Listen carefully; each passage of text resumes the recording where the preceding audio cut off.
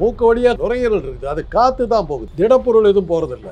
வயிற்றுக்குள்ளாரத்தான் திடப்பொருளும் போகுது, திரவ பொருளும் போகுது. நம்ம சாப்பிட்றப்போ அதான் மூச்சு இழுத்தோம்னா காற்று மாத்திரம் தான் போகுது. காற்று கொஞ்சம் காற்றுல இருக்க கொஞ்சம் ஈரப்பசை, அது தண்ணியாக எடுத்துக்கலாம். ஈரப்பசை அவ்வளோதான் போகுது. அவங்களுக்கு வர்றதெல்லாம் மூளை பாதிப்பு தான். Antenatal checkup, postnatal checkup. Antenatal செக்கப்புக்கு இப்போ நம்ம கட்டாயப்படுத்தி இருக்கிறோம். அதனால் இன்றைக்கி இருக்கிற பெண்கள்லாம் ரொம்ப ஜாக்கிரதையாக இருக்காங்க. அதனால தான் நீங்கள் பிரசவத்தின் போது இறக்குற மெட்டர்னல் மார்டாலிட்டி ரேட் அப்படின்வாங்க, MMR, அது மிக மிக குறைவாக தமிழ்நாட்டில் இருக்கிறதுக்கு காரணம் ஆன்டிநேட்டல் செக்கப். கருத்தரித்த உடனே பெண்கள் போய் இப்போ ரெகுலராக டாக்டர்கிட்ட போயிட்டாங்க. குழந்தை பிறக்காதவங்களுக்கு செர்விக்ஸ்ன்னு சொல்லுவோம், சினை பாதை, அந்த வழி செர்வைக்கல் கேன்சர். அடிக்கடி குழந்தை பிறக்கிறவங்களுக்கு யூட்ரஸ் கேன்சர். தேய்மானம் தான். அடிக்கடி வேறு பொருளை உபயோகப்படுத்தி தேஞ்சு போகுது இல்லை, அதே தான் உலோகத்துக்கு அது வருதுன்னு உடம்புக்கே வராது, அவ்வளோதான். ஆக குழந்தை அதிகமாக பெற்றாக்க கருப்பை நோய்களும், குழந்தை பெறாமையே இருக்கவங்களுக்கும் செர்வைக்கல் கேன்சரும் வரும். அதெல்லாம் காரணம் சொல்ல முடியாது. சாவறதுக்கு ஏன் காரணம்னு, ஏன்னா ஆரோக்கியமாக இருக்கிறேன்னு சொல்லிக்கிட்டு இருக்கிறதுல அர்த்தமே இல்லை. செத்து தான் ஆகணும்.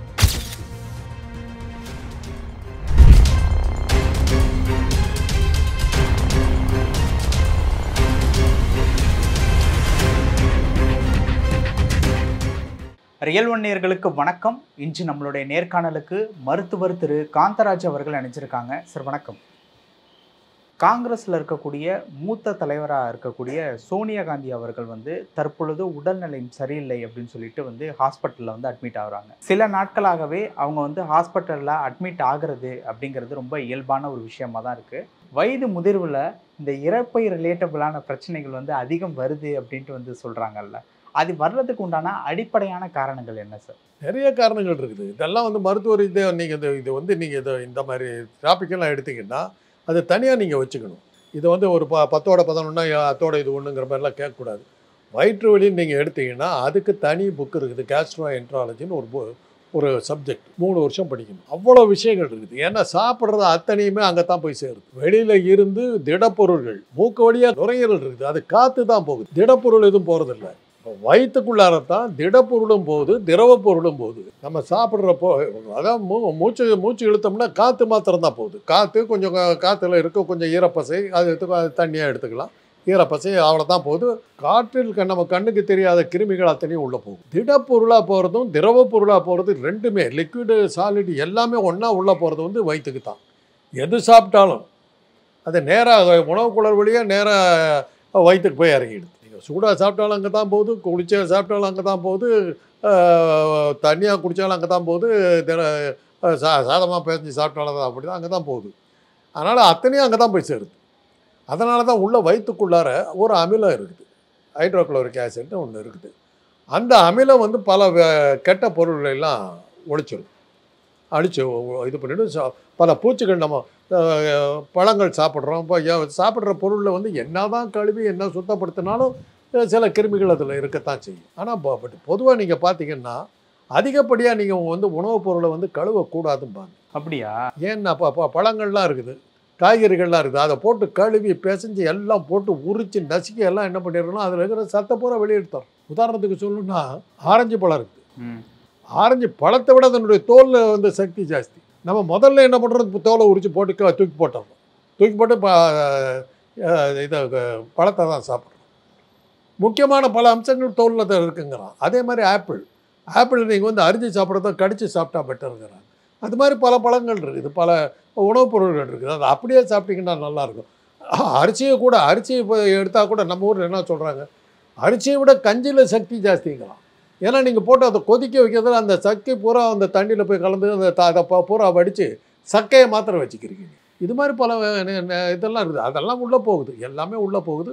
உள்ளே போனவுடனே அங்கே இருக்கிற அந்த வயிற்றுகளை இருக்கிற அந்த மியூக்கஸ் கோட், அதாவது ஒரு சவ்வு, வயிற்றுக்கு உள்பக்கம் இருக்கிற அந்த சவ்வு எல்லாத்தையுமே சமாளிக்கும். அந்த சவ்வு தான் வயிற்றை காப்பாற்றும்.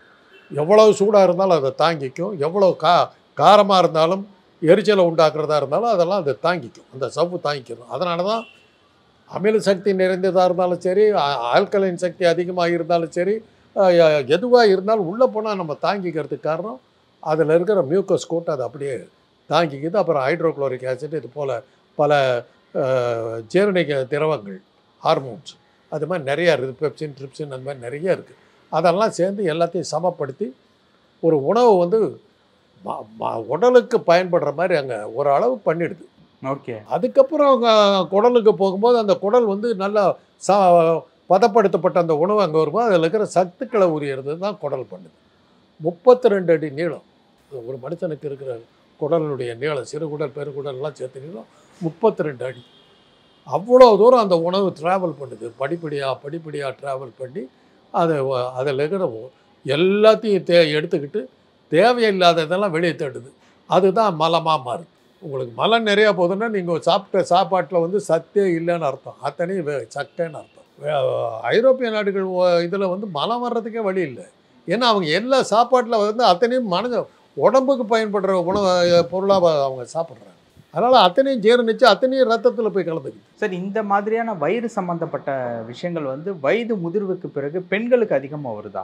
பெண்கள் ஆண்கள்லாம் கிடையாது. வயது முதிர்ந்த பிறகு அந்த ஆண் பெண் இதில் வந்து என்ன வித்தியாசம்னாக்கா அவங்களுக்கு கருப்பை இருக்குது, நமக்கு அதுக்கு பதிலாக அது இல்லை. நமக்கு வந்து அது டெஸ்டிஸ்ன்னு சொல்லக்கூடிய விதைகள் இருக்குது, அவங்களுக்கு அதுக்கு பதிலாக ஓவரி இருக்குது. அவ்வளோதான் வித்தியாசம். மற்றபடி ஆணுக்கு வந்து ஒரே ஹார்மோன், அவங்க பெண்ணுக்கு வந்து 2 ஹார்மோன் 3 ஹார்மோன் இருக்குது. அதில் தான் அந்த வித்தியாசங்கள். மற்றபடி உடம்பு ஜீரண உறுப்புகள் இதயம் இதெல்லாம் வந்து ஆணுக்கும் பெண்ணுக்கும் பொது தான். பிறப்பு உறுப்புகள் தான் வித்தியாசமே ஒழிய மற்ற எல்லாமே மூளையிலேருந்து சகலமும் ஆணுக்கும் பெண்ணுக்கும் ஒன்றே தான். அதில் எந்த வித்தியாசமும் கிடையாது. இது ஹார்ட் அட்டாக் பெண்ணுக்கும் வரும், ஆணுக்கும் வரும். ஆனால் ஆண்களுக்கு அதிகமாக வருதோ? அவன் வந்து வேலைக்கு போகிறான், ஸ்ட்ரெஸ்ஸு ஜாஸ்தி.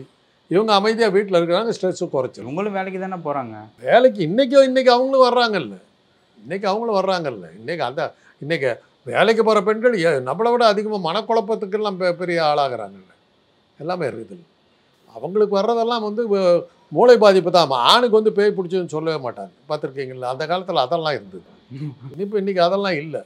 பேய் பிடிக்கிற அந்த ஹிஸ்டரிக்கல், அந்த ஹிஸ்டரிக்கலுங்கிறது வந்து மனோதத்துவ ரீதியாக அவங்க வந்து மனசுக்குள்ளார குழம்புறதுனால வர்ற இது. அவங்க அந்த ஹார்ட்டெல்லாம் பாதிக்கப்படாமல் அவங்க இதாக. ஆணுக்கு வந்து ஒரு கம்பெனியில் ஒரு சின்ன இது வேலை செய்கிற இடங்களில் சின்ன இது தப்பு, அது வந்து மன அழுத்தம், அது வந்து ஹார்ட்டில் தான் பாதிக்கும். ஓகே. அதனால் இப்போ உடல் உறுப்புகளில் வந்து பிறப்பு உறுப்புகளை தவிர கருப்பை, இது ஓவரி, ஃபலோப்பியன் டியூப் இதை தவிர ஆணுக்கு வந்து டெஸ்டிஸு, இது ஸ்க்ரோட்டம் இதை தவிர வேறு எந்த வித்தியாசமும் ஆணுக்கும் பெண்ணுக்கும் கிடையாது. மற்ற எல்லா உறுப்புகளும் ஒரே மாதிரி தான். எலும்புகளும் ஒன்று தான், எல்லாமே ஒன்று தான். அதனால் நோய்களும் அதே தான் வரும். ஆணுக்கு பெண்ணுக்கு வித்தியாசமாக வரும். இன்னொரு விஷயம் வந்து கர்ப்பப்பை ரிலேட்டபிளான பிரச்சனை இருக்குல்ல, அதுக்கும் இரைப்பை ரிலேட்டபிளான பிரச்சனைக்கும் ஏதாவது ஒற்றுமை இருக்குது? ஒன்றும் கிடையாது. ஓகே. அந்த கர்ப்பப்பை ரிலேட்டபிளான பிரச்சனைகள் குழந்தை பிறந்ததுக்கு பிறகும் எதுக்காக வருது? அது போஸ்ட்மார்ட்டம் டிசீசஸ்ன்னு அது தனியாக இருக்குது. ஆன்டிபார்ட்டம் மேனேஜ்மெண்ட்டு, போஸ்ட்மார்ட்டம் மேனேஜ்மெண்ட் இருக்குது. குழந்தை பிறக்கிறதுக்கு முன்னாடி அந்த குழந்தைய வந்து கருப்பைக்குள்ளார வரும்போது என்னென்ன பிரச்சனைகள் வருதுங்கிறது ஆன்டிபார்ட்டம். குழந்தை கருத்தரித்த உடனே. அதனால தான் antenatal checkup, postnatal checkup. Antenatal செக்கப்புக்கு இப்போ வந்து நம்ம கட்டாயப்படுத்தி இருக்கிறோம். அதனால் இன்றைக்கி இருக்கிற பெண்கள்லாம் ரொம்ப ஜாக்கிரதையாக இருக்காங்க. அதனால தான் வந்து நீங்கள் வந்து பிரசவத்தின் போது இறக்குற மெட்டர்னல் மார்டாலிட்டி ரேட் அப்படின்னுவாங்க, MMR, அது வந்து மிக மிக குறைவாக தமிழ்நாட்டில் இருக்கிறதுக்கு காரணம் ஆன்டிநேட்டல் செக்கப். கருத்தரித்த உடனே பெண்கள் போய் இப்போ வந்து ரெகுலராக டாக்டர்கிட்ட போய்ட்றாங்க. இப்போ கிராமமாக இருந்தாலும் சரி, இதாக இருந்தாலும். அந்த காலத்தில் நாட்டு மருத்துவச்சின்னு ஒருத்தர் இருப்பாங்க, அவங்க தான் எல்லாமே பார்ப்பாங்க. அவங்க கொடுக்குற வைத்தியம் தான் அதுலேயே. ஆனால் அன்றைக்கி நம்ம பெண்கள் வந்து 7 குழந்தை 8 குழந்தை 10 குழந்தை பெற்றாலும் சாதாரணமாக இருந்தது. அந்த காலத்தில் அவங்க ஒரு அளவுக்கு மேனேஜ் பண்ணிட்டாங்க. ஆனால் அன்றைக்கி இருந்த வாழ்க்கை முறை வேறு, இன்றைக்கி இருக்கிற வாழ்க்கை முறை வேறு. அன்றைக்கி வந்து எல்லாமே உடல் உழைப்பு. ஒரு தண்ணி வேணும்னாக்கா நீங்கள் கிணத்துக்கு போகணும், சேர்ந்தனும் எடுத்துக்கிட்டு வரணும். இன்றைக்கி இப்போ டேங்கில் தண்ணி ஏற்றிடுறீங்க, பைப்பை திருப்பிடுறீங்க, குடங்கு பிடிக்கிறது வேலை இல்லை, அது போச்சு. இன்றைக்கி சமையல் ரூமில் போனீங்கன்னாக்கா இதை ஸ்டவ்வை ஆன் பண்ணுறீங்க எல்லாம். அன்றைக்கி வந்து விறகை வந்து போட்டு நெருப்பு வச்சு உஃப்னு ஊதி அது பொங்குறதுக்குங்கிறது எல்லாம் பார்க்கணும். எனக்கு ஒன்றுமே இல்லை. கேஸை இது பண்ணுறீங்க, முடிஞ்சு போது இது மிக்சியில் போடுறீங்க, அரைச்சிட்டு போயிடுது, எல்லாம் போச்சு. உடல் உழைப்பே இல்லை. அதனால தான் அன்னைக்கு அந்த உடல் உழைப்பு ஆட்டுக்கல்லில் இது பண்ணாங்க, உலக்கையில் இது பண்ணாங்க, அம்மியில் அரைச்சாங்க, அவ்வளவு வேலை செஞ்சாங்க. அதனால தான் அவங்களால 6 குழந்தை 7 குழந்தை பெக்கிற அளவுக்கு அவங்களுடைய உடம்பு வலிமையாக இருந்தது. இன்றைக்கி எந்த எக்ஸசைஸுமே இல்லை. அது ஏன் சார் குழந்தை பிறந்ததுக்கு அப்புறம் கர்ப்பப்பை புற்றுநோய்? குழந்தை பிறந்ததுக்கப்புறம் கூட அது ஒரு அலர்ச்சி ஆகுது இல்லை. நீங்கள் சாப்பிட சாப்பிட தேயுது இல்லைங்க. ஒரு கார் ஓட்டிக்கிட்டே இருக்கிறீங்க, ஏன் சார் தேஞ்சு போச்சு அப்படின்னீங்கன்னா என்ன அர்த்தம்? ஓடுது இல்லை. இது என்ன, இந்த கேள்விக்கு என்ன பதில் சொல்ல முடியும்? பிறக்கிறதுக்கு முன்னாடி இருந்து இதையும் வேலை ஆரம்பிச்சு 6வது வாரத்திலே. பொதுவாக ஒரு எண்ணம் இருக்குது, கர்ப்பப்பை அப்படிங்கிறது குழந்தை பிறந்து முடிஞ்சதன் பிறகு அதோட வேலை நின்றுச்சு அப்படிங்கிற மாதிரி. வேலை குறைஞ்சிடுதுன்னு தான் சொல்லுவோம். அடுத்த குழந்தைக்கு அது ரெடி ஆகிக்கும். இது மாத விளக்கு நடக்கிறவர்களும் அந்த கருப்பை வந்து குழந்தை கருவை தாங்கிறதுக்கு தயாராக இருக்குதுன்னு தான் அர்த்தம். குடும்ப கட்டுப்பாட்டுக்கு பிறகு குடும்ப கட்டுப்பாட்டுக்கு பிறகு அந்த இது கருத்தரிக்கிறதுக்கான வாய்ப்புகள் கிடையாது. அவ்வளோதான். குடும்ப கட்டுப்பாட்டில் வந்து கருத்தரிக்கிற வாய்ப்பை நிறுத்திடணும்.